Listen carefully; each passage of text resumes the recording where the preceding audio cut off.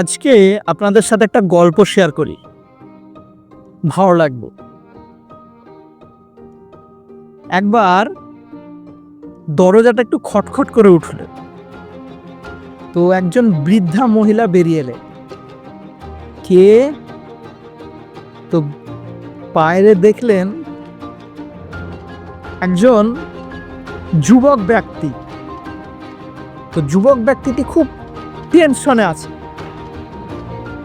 তো বাবা, তোমার কি হলো? তো যুবক ব্যক্তিটা বলল,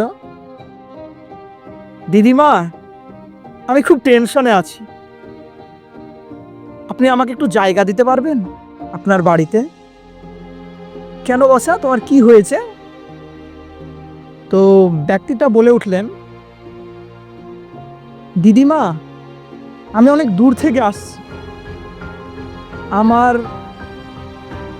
আশেপাশের লোকজন, আমার নিজের আত্মীয় স্বজন আমাকে মেরে বের করে দিয়েছে বাড়ি থেকে।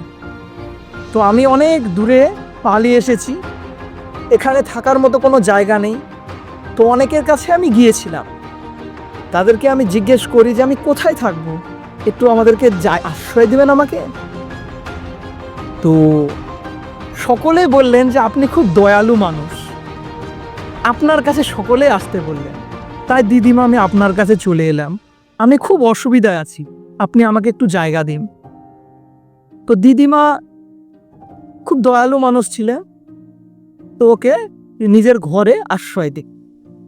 দিদিমা একাই থাকেন, কেউ থাকে না, আশেপাশে আত্মীয় স্বজন আছে, কিন্তু তিনি একাই থাকেন।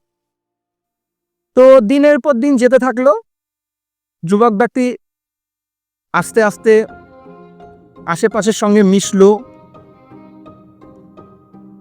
ধীরে ধীরে ধীরে ধীরে সে এলাকারই একজন মানুষ হয়ে উঠল। তো একদিন দিদিমাকে বলল, দিদিমা, আমার একটু অসুবিধা হচ্ছে, আপনি একটু আপনার ঘরটা একটু ছেড়ে দিন না, আমাকে আপনার ঘরটা দিয়ে দিন। তো দিদিমা বললেন, না না না, এরকম তো করা যায় না, আমি থাকবো কোথায় তাহলে? কিন্তু সেই ব্যক্তি বলল, না দিদিমা, আপনাকে এটা ছাড়তে হয়। আশেপাশের মানুষও তেমন কিছু প্রতিবাদ করলো না। দিদিমা একটু আত্মীয় স্বজনের কাছে গেলেন যে এরকম অসুবিধা হচ্ছে, কিন্তু কেউ প্রতিবাদ করেনি।